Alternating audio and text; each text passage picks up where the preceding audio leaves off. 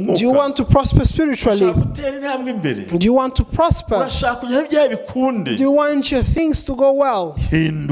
Change. Serve God rightly. And if you serve Him rightly, no longer be hurt or disappointed by those who fail.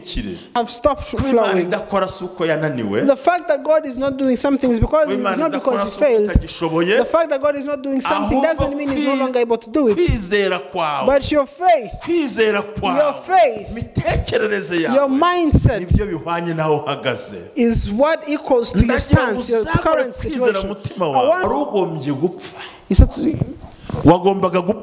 you were supposed to die. You were supposed to die because you went to ordain Adonijah without being told so. But because you carried the ark of the covenant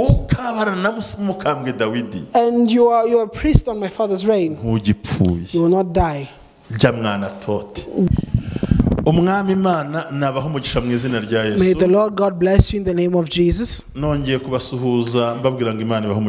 I greet you once again, telling you may God bless you. I hear your testimonies. All those who call me passing using my personal phone line. And all those who text us on YouTube.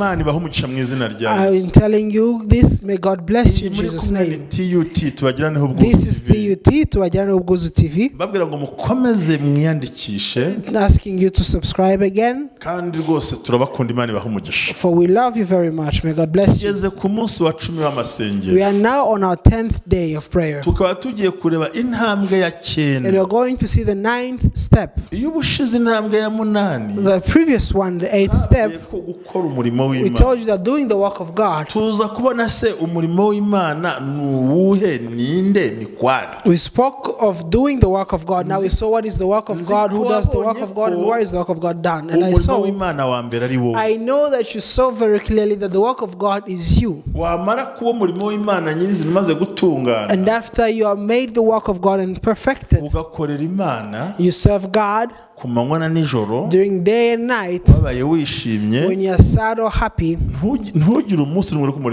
and are not troubled in anyhow while doing the work of God. Because you have seen clearly that you sometimes speak to people and they don't work. Telling you there's a time that comes where you're no longer alive because you are dead. When you're dead, you do no works. There are no works in hell. When we die, there are no works. Our works that we have done are accomplished. Now, on this day, on the 10th day of prayer, on the 9th step that can change your life, it is doing the work of God sanctified. And you do the work of God very well. And you do it appropriately as God wants it to be done. God's true and good work, whoever does it is rewarded in it. Leviticus chapter 22, the Bible says, nicyo gituma bakwiriye kwitondera umurimo n'abarindishije kugira ngo utabazanira icyaha ukabicisha kuko bawononnye nduwiteka ubeza. Leviticus chapter 22 verse 9, they shall therefore keep my ordinance, lest there bear sin for it, and die thereby. If they profane it, I the Lord sanctify them. Amen. Amen. The book of Leviticus has a close relationship with the book of Hebrews. It is in Hebrews, so in Leviticus where we find sanctification. Sanctification is written 50 times in the book of Leviticus. In the 29 chapters of this book, it is mentioned 50 times over, sanctify yourselves. Sanctification. And in Hebrews, it shows us the sanctification by the blood of Jesus. w'intama, we here reveal the sanctification by the blood of the lamb. Ariko mu Baheburayo, but in Hebrews, bakatubwira kwezwa n'amaraso it ya tells us of being sanctified by the blood of Jesus. Igitabo rero cy'Abalewi, Now the book of Leviticus, umukristo wese utakizi, a Christian who does not know it anagisobanukirwe, and does not understand it, uzasanga imikorere mu buryo bw'umwuka haba bakavuyo. you find that the spiritual operating is done with commotion, disruption. In the spiritual realm, they're not organized, they're disorganized. And in the physical world, you find that they're disorganized as well. Why is that? Because they have not understood. Then on the 9th step, on this 10th day, when we talk about the steps that can change your life, it is doing the work of God in a manner that you are approved by God. Doing the work of God in God's own preset conditions. Being sanctified, fearing God, and doing it on time, and doing it well. We saw the words we read here in chapter 22 verse 9, where it tells us, this is why they should take heed of my ordinances, follow instructions carefully, so that they will not be punished for their sin and die violating my sins. I am the Lord who makes them holy. Now when you read these words carefully, you who is praying these days, 30 days, you can ask me, I'm not a priest, I'm not a Leviticus, I'm not a Levite, I'm not a pastor, I'm not a singer. How can you tell me to do the work of God, or that I do the work of God?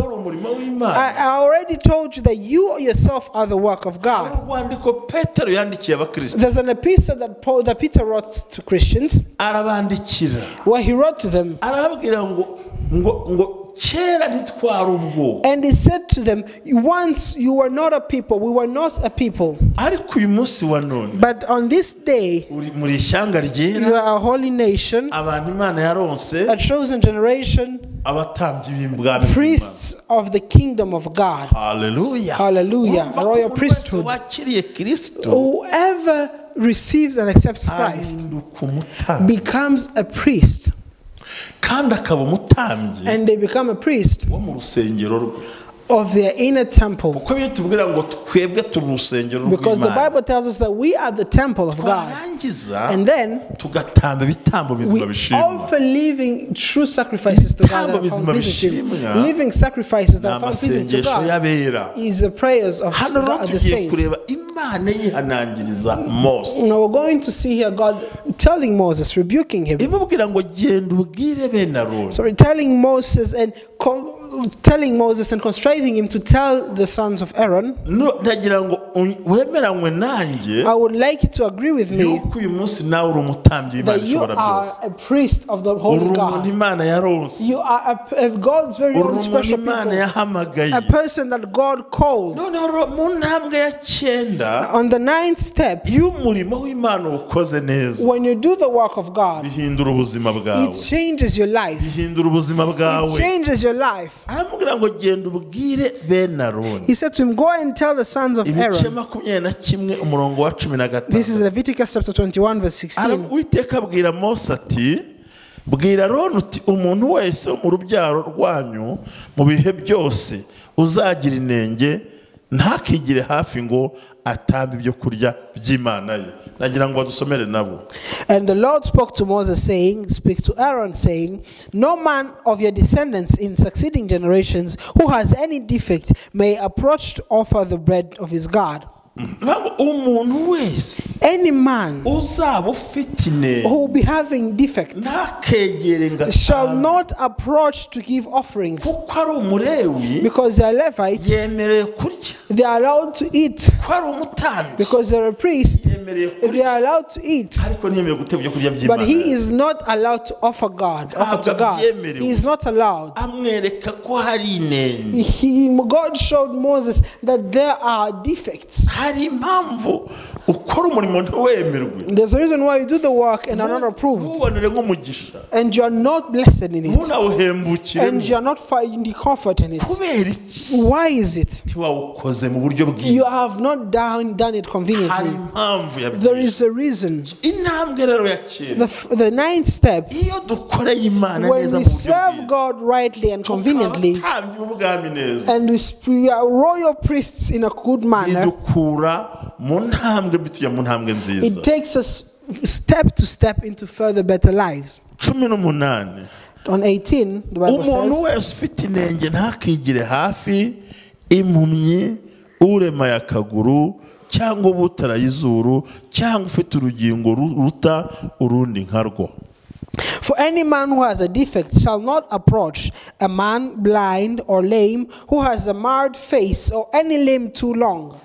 Imana nishimwe cyane. Praise be the Lord. Aravuga ngo umuntu wese Says any man ufite inenge, who has a defect, ubana n'ubumuga, who has an infirmity, ugendana nabwo, who walks with an infirmity, ntazigere ngatanga, shall not approach umuntu wa mbere impumyi utareba, a man that is blind. utabasha kureba. First of all, a person who cannot see. Wakwibaza kubera iki You would wonder why Imana ivuze ngo impumyi, does God say a blind man cannot offer, ufite umwuka wo kutabona, or one who is impaired, has vision, ikinyarwanda cy'iwacu ntabwo pfobya, who is visibly impaired, abantu no kutareba. a person who is visibly impaired. Imana yavuze ngo umuntu utabona. Why did God say a person who is visibly impaired? Umuntu utabona yareba ku isaha. Can they see time? Umuntu utabona yamenya gutandukanya ibitambo by'Imana. Can a blind person know how to make the difference between certain sacrifices? Batandukanya ibitambo. Can a blind man know that they used to make difference between sacrifices, offerings?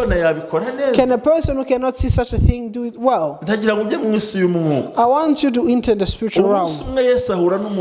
Jesus one day met a blind man. I would like a man of God to seek us. And once he finds this verse, will tell us. Well, we'll see Jesus heal the blind man and asked him, what do you see? And they say, the other one said, I've seen people, yet they look like walking trees. Jesus healed him and asked him, what do you see? He could see very well that he didn't see anything. What surprised me is this. He said, I see men walking, yet they look like trees. And Jesus touched him again and said, yes, now I can see. We have friends and relatives and even sisters who do the work of God without knowing the time for the work. For they are not blind by sight, but they are spiritually blind. To the extent that Jesus asked that man, what do you see? And he said, I see people. Yet he accepted that he saw them, but he called them walking trees. He saw a person, he saw humans, and saw two things in them. We have people that live with such impairedness who see a problem and call it a different name. And who see a person, they call them a problem. You need to be given sight for you to know the time to do the work of God. Know the time to go to practice. Know the time to pray. Know the time to give offerings. Know the time for the work of God. Do not be blind in the spirit.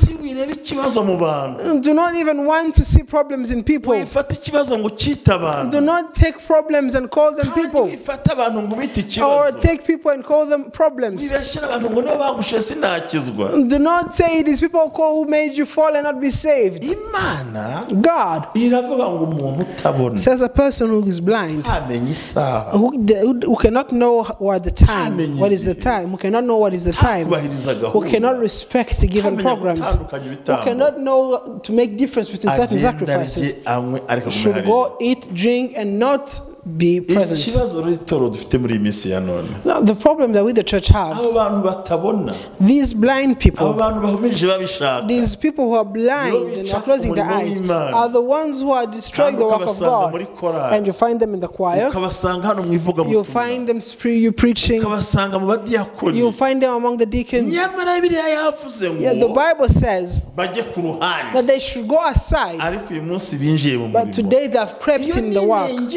That is a great defect that keeps us from understanding, and people will be blind in their hearts and not know to serve God rightly and not know to draw closer to God rightly, but they will see a problem and call it a person. No, they say it is that person, it is so and so who made me backslide. Others, you say they are too heavy for you. If they're too heavy a burden for you, put them down. If they're too heavy a burden for you, put them down. This defect of ruining the work of God. You are wearing a watch on your you're wearing a watch on your wrist. You have a watch in your phone. You know the time for the service, but who is late? Who is absent? Who didn't go to serve God on that day? Isn't it you? Then you say, God bless me. Will He bless you while you can't even do what you promised to do? Be wide awake and change your ways. Remember God's time. The time you used to pray. The hour on which you do the work of God. You became so blind that you don't even know the way to take you in different certain places to go. But I do not blame you. Do you want to change your life? Do the work of God, being wide awake and running away from sin. God be good to us. There are many verses, but not many that I will speak of. I will speak only of few defects. Or he said a lame man. A lame man. Can he be able to walk? Can he be able to walk? Do you know what this defect means spiritually? It is a person who does not visit those who are troubled. No visiting those who are imprisoned. Do not visit those who are poor or visit those who are sick. Your leg is broken, you're lame. You are lame. You can't even call. Such people who cannot visit others, let them not come in the work. Spiritually, their legs are broken. The love to visit others has grown cold. A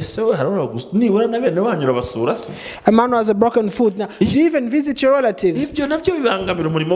This also keeps you from doing the work of God in being sanctified. Or one who has a marred face. When it speaks of a marred face or broken nose, do not think of other nose types. In the Hebrew book, the Hebrew Bible, sorry, it says it is a person who has a stuffed nose. For when they're going to give offerings, they cannot give offerings. Because there are things that come from their nose and spoil the offering. And if the snot from their nose comes upon the sacrifice, the offering will no longer be a holy offering or holy sacrifice. What does it mean spiritually? What does it mean today? The Bible says, do not reject prophecies, but test them. Test them. Test them by the Spirit. Think of them and meditate and understand them. A person who has a marred face or broken nose in the Spirit is a person who is troubled by any type of prophecy they receive. You tell them come here and they go. But for a person who has a flat nose, a person who has a stuffed nose cannot smell. They cannot know where filth is. You see the blind person stepped on filth and brings it there and meets someone who cannot smell and know that there is filth there. There are people who are sleeping spiritually. They don't understand dreams. They don't even know when they're having visions. No, they don't hear prophecy. They spent the night in a church and even going to another church the next morning. You find that touring all places and going everywhere. And the spirits of people take them wherever they want. Because spiritually, he does not know how to smell and recognize the power of God. That one was not also allowed to approach, but today they are present in the church. Or a person who has a limb too long. A man who has a shoulder longer than the other. A hand shorter or longer than the other. Would you know what that means? He is a person who's proud and thinks that if they do not lead the choir, they cannot sing. Think that if they are not preaching, no one else can preach. Who has been so proud and set themselves so proud in the church. This is a defect that can hinder a person's prosperity. A man who has a broken foot or broken hand. A man who has a broken foot or broken hand. Spiritually, what does it mean? The Bible says, see how wonderful are the feet of him who brings good news on the mountain. And Ephesians 6:10, the Bible tells us, shodding your feet with shoes which are the gospel, which is to preach the good news. People who do not preach the gospel, who do not speak good news, their foot is broken, who ask you for money without any reason, who tell you that salvation comes from what you give. Let me tell you the truth and tell you the naked truth.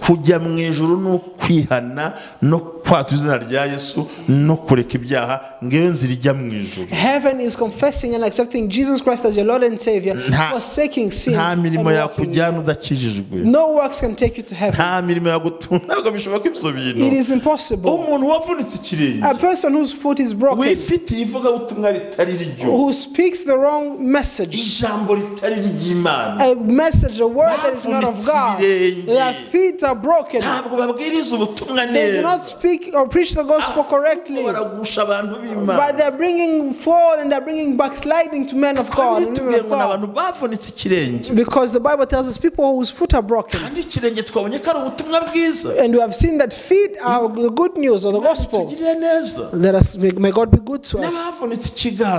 And those whose hands are broken, that one could not be able to give a sacrifice because their hand was broken. What does it mean spiritually?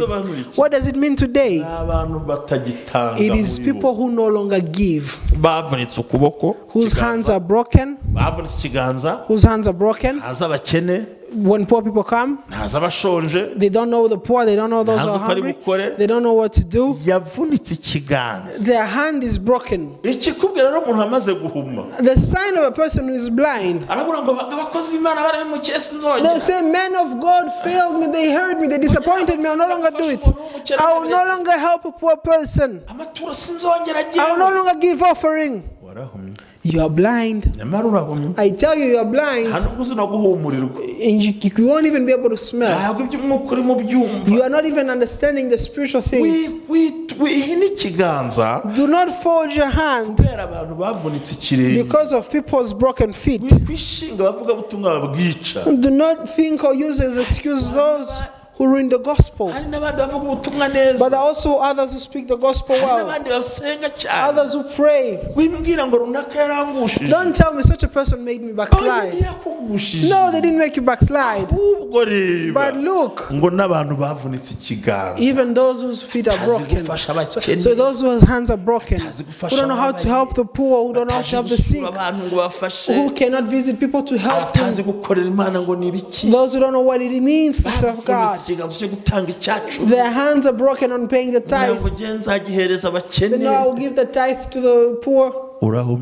You are blind. You open your eyes. If you want to offer to God in a manner that will make you enter in this 9th step for your life to change, do the work of God rightly. People whose hands are broken, they make vows and don't complete them. They promise people things and they don't accomplish them. But may God protect us from such things. And people whose hands are broken mostly, they do this because of people whose broken foot, whose feet are broken, sorry. Because there are things that you did and did not value. I know that people who hurt you, but there is no reason for your hand to be broken. Do the work of God and God will bless you. If you want to receive God's blessing, work and do the work of God. Earn that blessing. God's blessings are not prayed for, but they are earned. But your hand is broken. May God be good to us. We are talking about the 9th step that can change your life and you'll prosper. Or one who is a hunchback or a dwarf. One who is a hunchback. You know the hunchback, the hunch is in the back, of course. First of all, they cannot stand straight. What does it mean spiritually? These are people who do not forgive, who have a bag in their backs. One who hurt them and they throw in the bag. This one slandered them, they throw in the bag. This one took their money, they throw in the bag. Those who looked at him awkwardly, you find have grudges. He has a bag full in his back. They cannot stand up because they have not forgiven. How can that person give an offering? Did you forgive those who hurt you? Did you forgive those who slandered you? Did you forgive those who disappointed you? Did you forgive those who took your money? Did you forgive those who gossiped against you? Did you forgive the person who hurt you, who slandered you? Did you even forgive that person? You have a hunchback on your back. You are carrying the people who hurt you, who slandered you, who spoke ill of you. You have no forgiveness in your heart. Be as the Christian and get to the cross. And when you got to the cross, the bag that was on his shoulders fell down. Forgive. Give forgiveness. Give mercy. Forgive. You don't just forgive those who ask for it. You even forgive when they don't ask for forgiveness. And you forgive a person, let them go. Throw that sorrow away. Throw all that filth that is in you. That bag you're carrying in your back cannot make you serve God rightly. That is a hindrance, an obstacle that cannot keep you, that cannot make you prosper. Help you prosper. You cannot forget. You cannot forgive. It has been hard for you. Imagine that life. Imagine such a life. It has been 10 years without you forgiving. 20 years and you don't forgive. And you're still carrying the same thing they gave you. I want you to tell Jesus to take a scissor and cut that bag, then he will fall down. Serve God rightly. We have seen, and also the Bible talking about a dwarf. A dwarf is a person who could not get where they give the offerings, because they're a dwarf, of course. What does it mean spiritually? These are people who are dwarves in the spirit and cannot grow, who cannot work or do anything, but are always testing and tempting those who have worked. You make a song and they say that song is bad, is not good. Well, they have not even come up with one chorus. And when you dance, they say you're just splashing sand around, and yet you're on a tile floor. When you sing out loud, they say you're opening your mouth too much. And when you sing with a low voice, they say you're proud. Spiritually, these people are people who have failed and who want others to fail. These are people who fail to accomplish their goals spiritually and want to keep others from accomplishing theirs. They will tell you can't preach. People will bring old stories. This is very scary. There's one who has a hunchback and a dwarf. The blind man is there too. And one who has a broken foot is present. The one who's with a flat nose is also present. And one with a broken hand is also present. And this is the trouble that the church is in today. Yet God said, all these people are allowed to be sung for, they are allowed to dance in church, they are allowed to eat from the Holy Commission, but not allowed to do the work of God.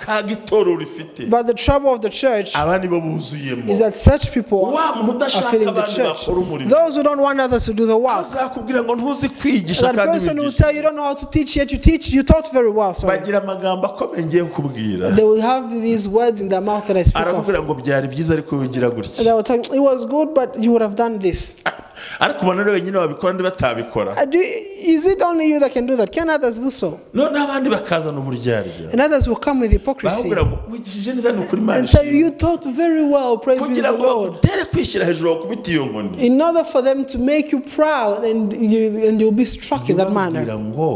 Tell them who have failed in the work and they want others to fail too. They are dwarves spiritually who are limited. Who tell you 3 days are too many. You don't need to pray for so. Who tell you you are exaggerating. Who tell you what you said is not correct. Who are just there to crush the faith and the beliefs of the saints, because they could not achieve such heights. Do not be discouraged then. Do not listen to them. Say, for the Lord God shall rescue me. I shall then not be put to shame, and my face will be made strong like a flint. And to those who are following Tugushimiye TV,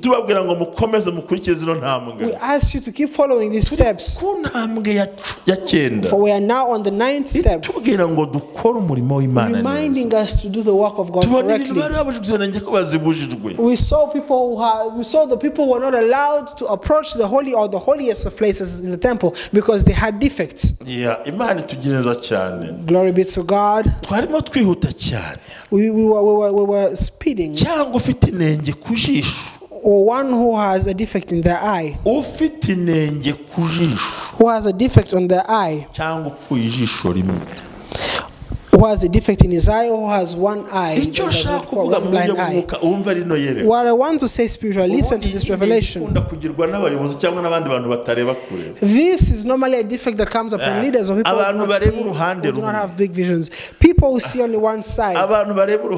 People who see only one side. Now, because that person said so, I can't believe it. If it is that one who says it, I don't believe it. But if it is that one who says it, I believe it. who only see one side, hear one side, work with only one side. Even if you're not saying the truth, they will accept it because they think you are right. The Bible says such a person who has a blind eye, that person who only sees one side, a person who only sees one region, that person who does not behold should never come close to the altar. And this is what fights and ruins the work of God. I'm speeding up so we get to the end. Or one who has eczema or scab. The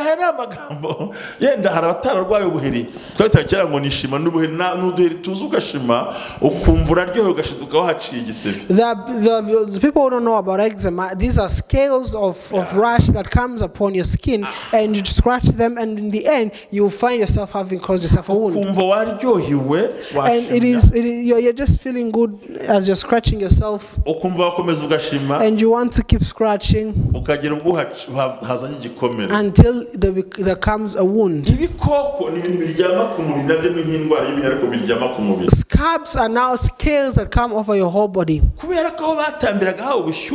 Now, because where they were giving offerings was a warm and hot place, when heat comes, sweat will come in the fingers and in those scabs and the eczema, and the person will start to scratch themselves. And when they start to scratch themselves, it will then be time to give the offering, because they are fighting with scratching their body to an extent that they forget the work of God. What does that mean? Trying to find means. Trying to find means yet in wrong things. You want to pray, I can't do this now, my children. You find a person that things they do and give reasons to why they're not doing the work. And they always have excuses in the work of God. And they always have excuses in the work of God. And they always have excuses in any action they do. Because they're trying to make means. No, the Bible doesn't keep us from working or hustling. The Bible doesn't keep us from hustling. And it does not take us all day. But it's just a small time. All the remaining days are yours. All the remaining hours are yours. But people are distracted. People are distracted. They're just hustling in things cannot even understand. Just hustling. I don't know if we find the right word.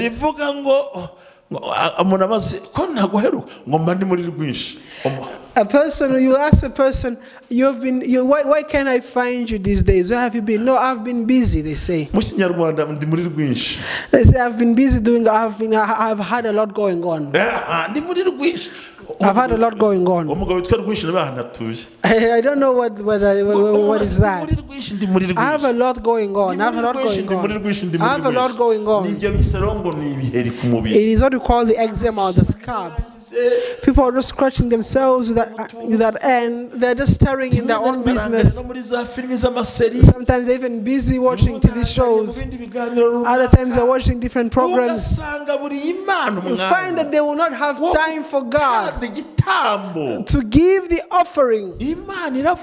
God says such people should go aside and be sung for, and others will help them do the work. But they should not do it. But the problem is, we are doing it as if we're serving God. A certain problem will come, a certain thing will come, and you will miss the work. We have excuses. We use an excuse the time. We use the rain as an excuse. I've been busy. I have a lot going on. Let me be. I am so busy. I'm so busy, let me be. But how many hours that God wants from you? How many minutes that does God want from you? How many years does the work of God ask of you? You always have reasons and excuses. I couldn't go to sing because of a certain reason. I won't even pay a tithe because I won't give because others said it is not necessary. That person is a burden for me. I won't do this. I am tired. What you're doing is not correct.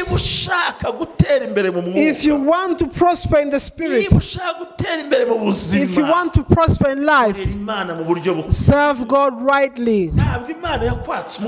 God did not ask you to give him a whole year. He didn't ask you to give him a whole day. You'll find this a few hours. Now let me ask you, how many hours do you pray for? How many hours does it take to pray? You can even say in 2 minutes, God, I thank you. Walk with me. In the name of Jesus, amen. How many minutes would that require you? Praying before you eat, how many minutes does it take? Praying before you sleep, how many minutes does it take? Praying for a job, how much time does it take? Going in the temple, how much time does it take? Does it take a whole day? Does it take a whole year? But hustles, unending hustles. How much did you get from it? Turn around and serve God. Turn and draw closer to God. Turn and draw closer to God. This is why people do business and do not prosper in business. Others do such works and do not prosper in them. And when you invest in business, it does not go well. Why doesn't it go well? Why doesn't it happen? Why isn't it being done? You do not give God time. When you give God time, He also appears in your matters. If you just give God 1 minute, He attends to issues 24 hours per day. Because when He considers the time you have given, He does not consider the time you have spent in His work, the time you spent with Him, but He considers the heart you're taking in and your attitude. Because there's a person who does such a thing to please men, but in their hearts it is absent. What Paul said, when I do this reluctantly, I am not rewarded. But when I do this happily, with joy, I am rewarded. Hustle and hustle are ruining lives of people. It is not bad for you to seek means for your life. It is not bad. It is good. Go in the south and in the north. Go to all countries and do the work. But in you, be a priest with a real living sacrifice. Let me ask you, even if you're not available in the work of God, can't you ask about the work of God and how it's going? What happened? I was absent.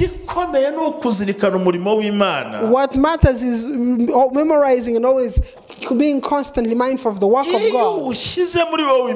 When you put it inside of you and you build it inside of you, God opens doors for you.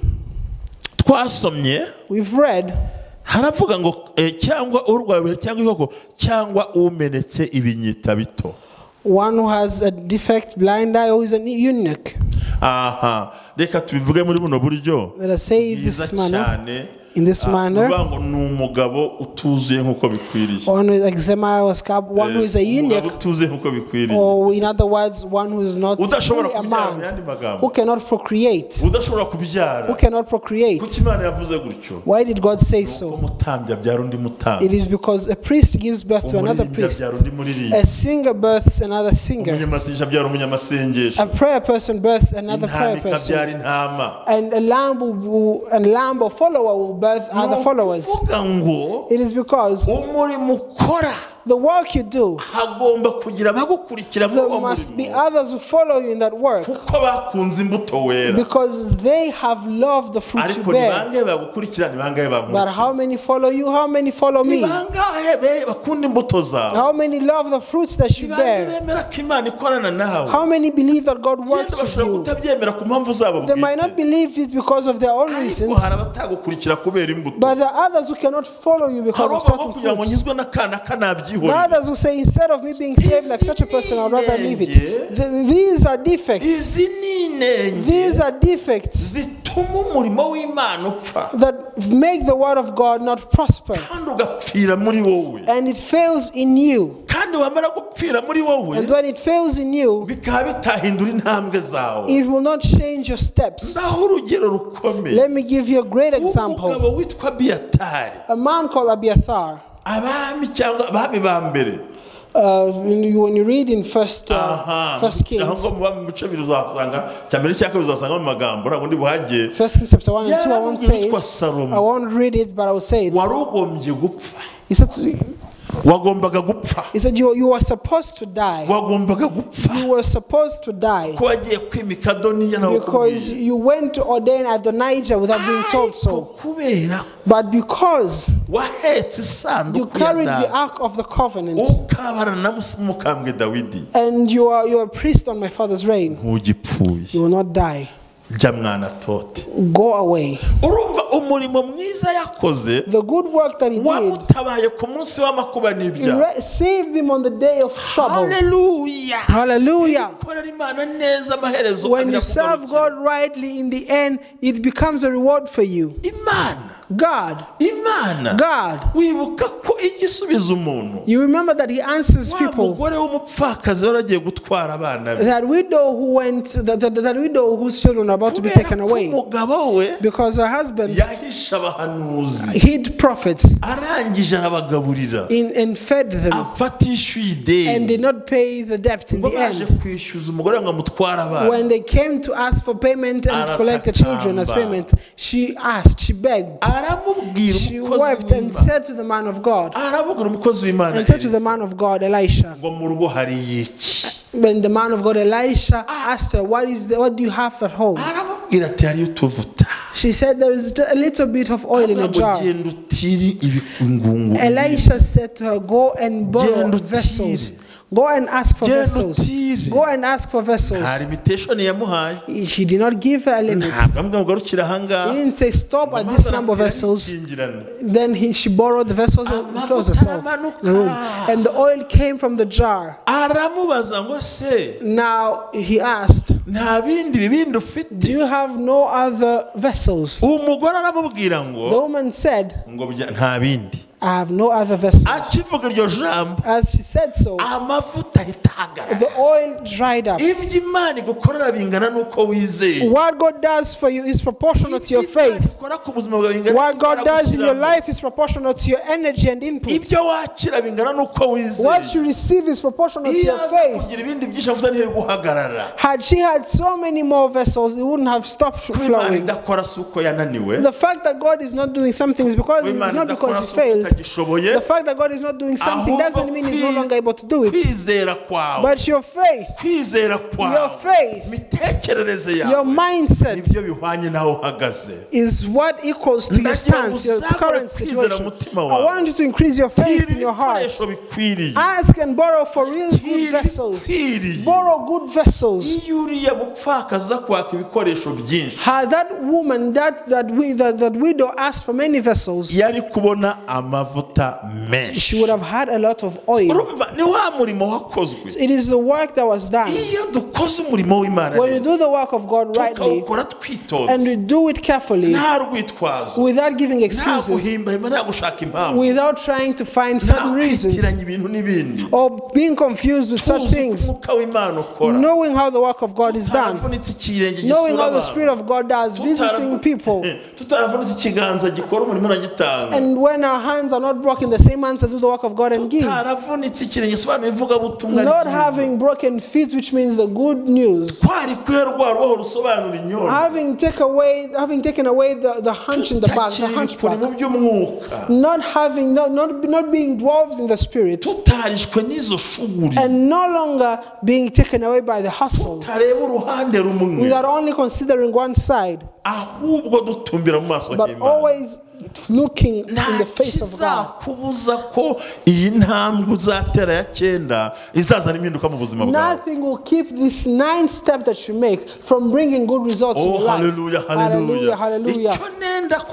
What I want to say, you might not be blind, and you're not one-sided, you don't just consider one side, and you're not a spiritual dwarf, and have not carried on your back grudges, and are a good person,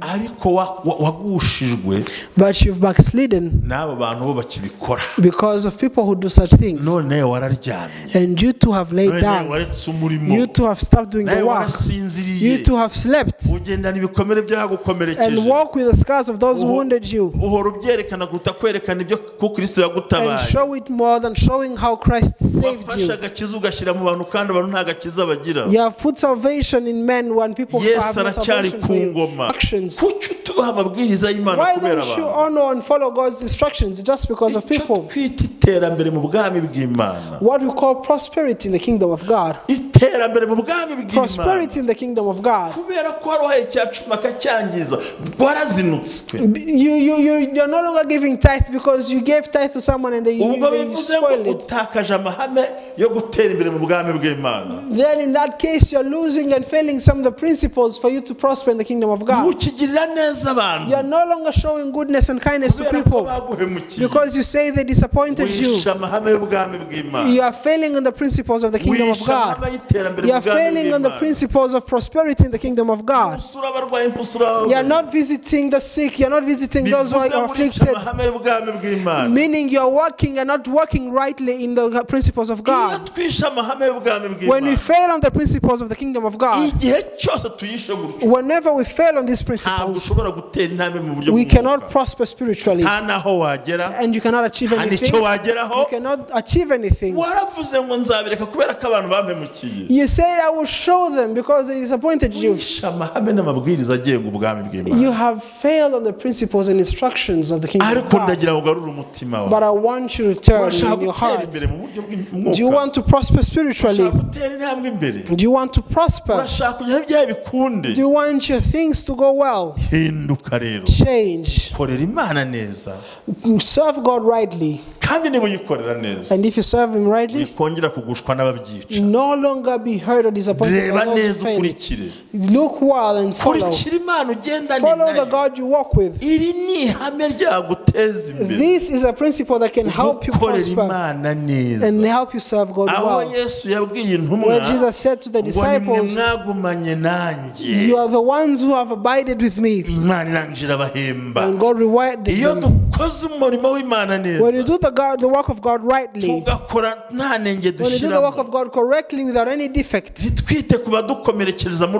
and we do not care about those who hurt us in the work or care about those who harm us, but only see the God who cares about us, what follows then is this: it is that we receive such blessings. May you be blessed. May God help you achieve those goals. May God rescue you from this day. This 9th step of serving God, being sanctified. We saw on the 8th step that the work of God is actually in you. Do not fall because of those who fell. Do not fall because of those who failed. Keep moving forward, and you win this war. May God bless you. This is the step that helps you prosper in the kingdom of God. Hallelujah. Hallelujah. Hallelujah. Hallelujah. Hallelujah. Hallelujah. Hallelujah. Hallelujah. This is Tubagirane Ubwuzu TV. TUT. Televiziyo igukunda cyane igukunda. The channel that loves you. Ndakubwira ngo tekereza uhinduke. Nagira ngo dusenge Imana. I would like us to pray to God. umurimo ukozwe neza the work that is done correctly, n'igihembo kiza neza. when the work is done correctly, the reward comes correctly. Kandi niba abakoresha bo mu isi bazi guhemba, And if the worldly employers know how to pay, wagira ngo Imana niyo itabizi.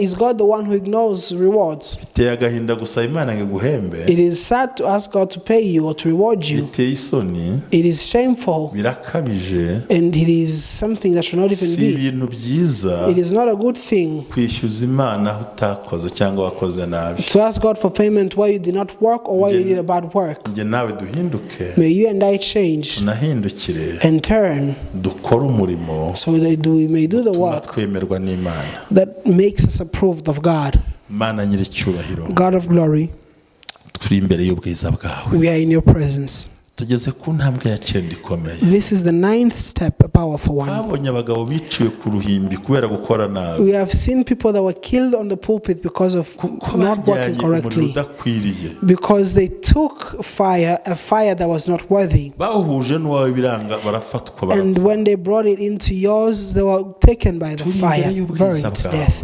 We are here in the presence of your glory. Turasengera abantu bagushijwe nuko bahuye n'abantu baguye. We pray for people who fell because they also met others who fell. We pray for people who have wounds in their hearts because they were disappointed. Thank you, everlasting King. Thank you for being with us. We show you even the works to come. May it be good to us in all. In the name of our Lord Jesus Christ we pray. Amen. Amen. God bless you.